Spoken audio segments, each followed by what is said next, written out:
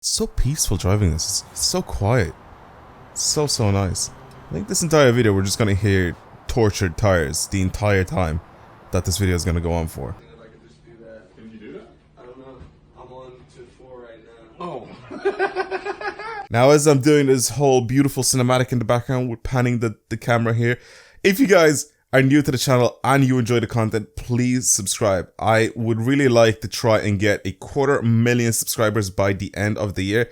By the looks of the stats, it pretty much says that I am actually able to. So it's all up to you guys. If you guys want to help out with that, that'd be brilliant. But by the end of the year, I would love to get 250,000 subscribers. It would be absolutely absurd because my channel has been growing very quickly recently. And it's all thanks to you guys. So again, if you guys want to help out with that, that's cool. If not, that's okay as well. But hopefully you do. And yeah, anyway, enjoy the video. Welcome back everyone to a brand new video on the channel. Forza Horizon 4. I'm going to be drifting this absolute monstrosity that we have here, the VW IDR. Now this is a car that you can get in this week's festival playlist if you get 80%, or you could get it from before. It was released in the game prior to this moment, but I'm going to go ahead and turn this electric Pikes Peak absolute monster of a car into a drift car somehow.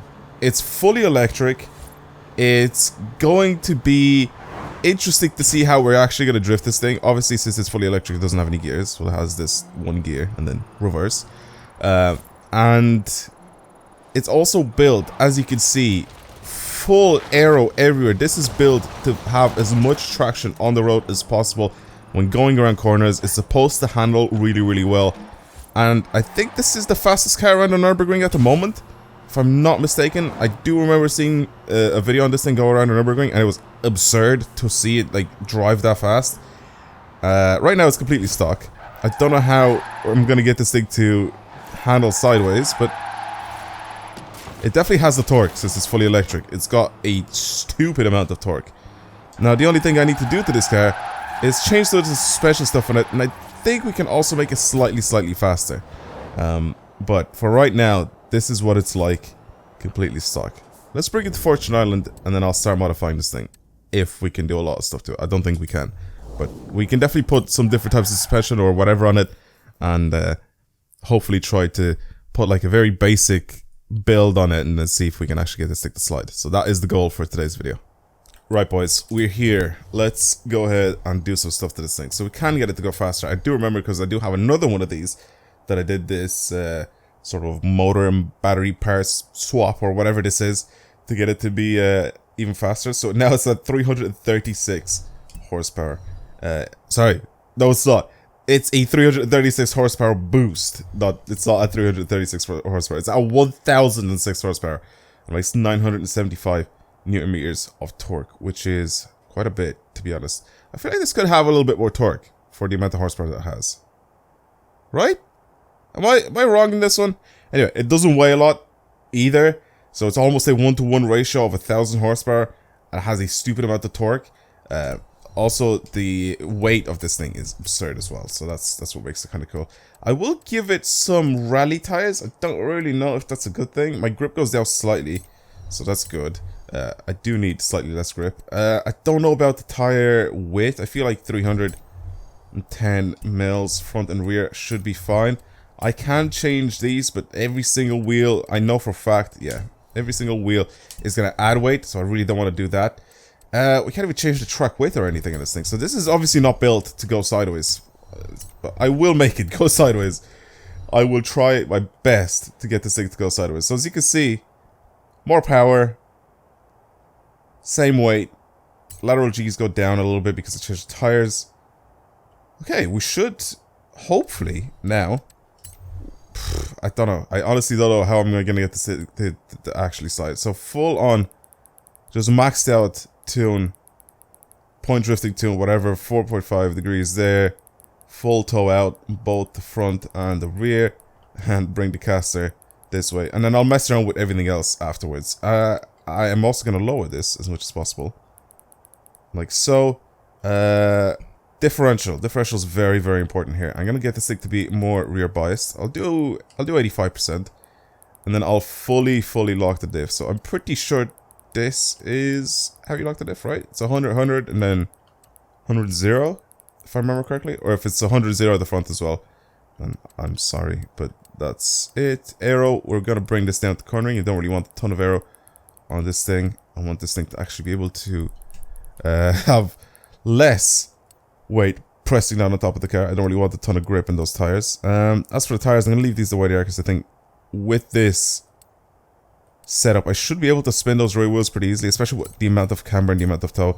It's going to be a lot less contact patch on the road. If I'm going in a straight line, if I'm going around corners, it'll be a little bit different, but still.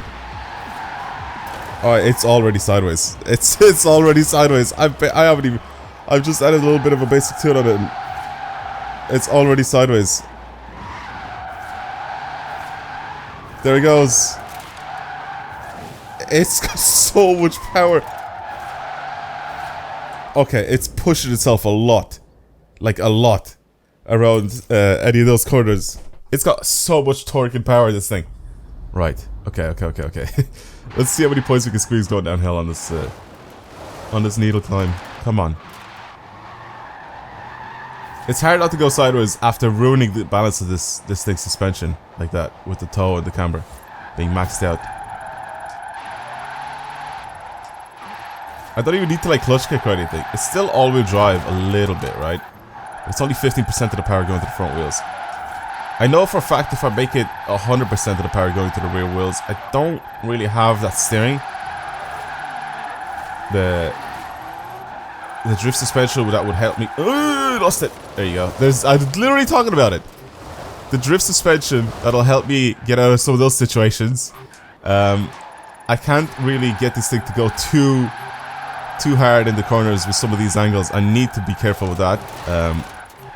That's where drift suspension comes in handy with a lot of these cars. Obviously, some of them don't have it. Some of them, like this car, that's not supposed to have it anyway. But yeah, I can't hold huge angle, and that's also where all-wheel drive will come in handy a little bit more as well. Because if I turn this thing fully rear-wheel drive, it's so easy to push it to an angle that I won't be able to save. So all-wheel drive definitely helps me out a little bit, but I can definitely take it sideways a little bit. Actually, a lot more than a little bit. It's actually not even that bad. I'm gonna go full rear-wheel drive for the next run. I'll do one run where it's all rear-wheel drive. I don't know how it's gonna work. I feel like it's gonna just be a lot slower. It's still gonna be quite similar. I'm probably not gonna be able to push myself out of corners as quickly. It's just gonna spin those rear wheels a little bit more. The amount of grip that I have now is perfect for this. Okay, lost it again. The amount of grip that I have for this is perfect, right? For the amount of power going to the rear wheels and the front wheels and all that stuff. I'm going a little wide because every time I accelerate this thing, it's got such a huge amount of like power that gets pushed into the road, and it just shoots off. It doesn't matter that it's sideways; it just goes really quickly. So it's kind of weird. It's kind of weird to drive this thing, especially with no noise either. Right, let's make this thing fully rear-wheel drive. Bring that to 100%. Sometimes the diff is broken and it doesn't actually make it rear-wheel drive. Like now, I don't think it does it now either. Yeah, I think the front wheels. Yeah, the front wheels are still getting a little bit of power. What's that? Let me. Yeah, the front wheels are getting a tiny bit of power still, even though it's on 100%. I knew it. Sometimes the diff going 100% to the rear does not actually make it fully rear-wheel drive. I don't know why that's a thing in this game that happens, but yeah, anyway.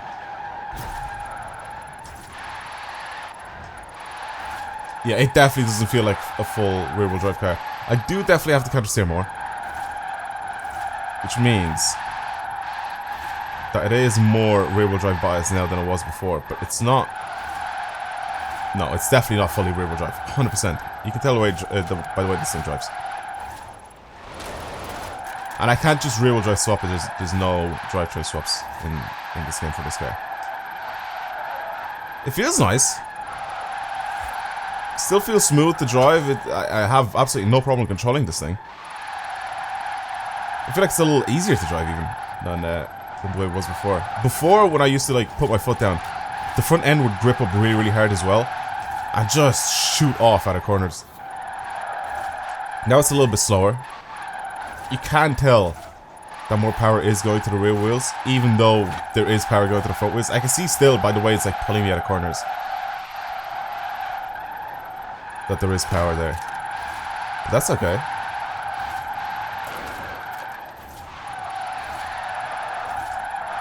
It's actually a little better than before. Or else I've just gotten used to it. Oh, this is nice. Unless I've gotten too used to the car and somehow it's just set in that what I'm driving is this. I didn't even have to mess with my gear. I was about to say my gear ratios, but like, I mean, there's no gears. Just that one final drive and that's it. It's just first gear and reverse. Oh, it feels so nice. Genuinely feels really, really nice to drive. It's definitely not a car I expected to take sideways and be like, oh, this is nice to drive. Not even close. VW IDR for drifting. Who would have thought? Well, I guess you guys did, because I've seen one or two of you guys request this thing as a build, or as a drift build even, not even just a build. But yeah, I definitely have some tunes on this, and loads of people have tunes for this car to handle really, really well when you're taking it around like racing and stuff like that. And it is still one of the best cars in this game to take on like some of the speed zones and stuff like that in this game, and it's absolutely absurd. Like, it's really, really, really fast. I'm definitely down to try it in some other video for drifts, or not drift zones. What am I saying? For like speed zones, which I have done before. If you guys want to see those are on the channel. And it's probably one of the best cars. This, the Koenigsegg CC8? No. CC something? CC8. Is it the CC8S? I completely forgot. It's one of the Koenigsegg's. How did I... Okay, this is gonna annoy me, so I have to look it up. Koenigsegg CCGT. It's not the CC8S. This is also cool. It's the CCGT. This and the VW IDR are two of the best handling cars in this game at the moment. So yeah, it's kind of sick. It's kind of sick. Anyway, it's kind of weird also that this isn't terrible when I do take it out drifting. It's also nice. It's nice and quiet. It's a very quiet video, this. Anyway, thank you guys very much for watching today's video. Hopefully you enjoyed it. If you want to see more videos like this on the channel, please don't forget to subscribe. Again, help me out. Help out to see if I can squeeze out 250,000 subscribers before the end of the year. That would be insane. And yeah, again, follow me on those social medias. Links to those are down below. Twitter, Instagram, all that is down there. Yeah, anyway, thank you again for watching. And I'll see you guys in the next video. Goodbye.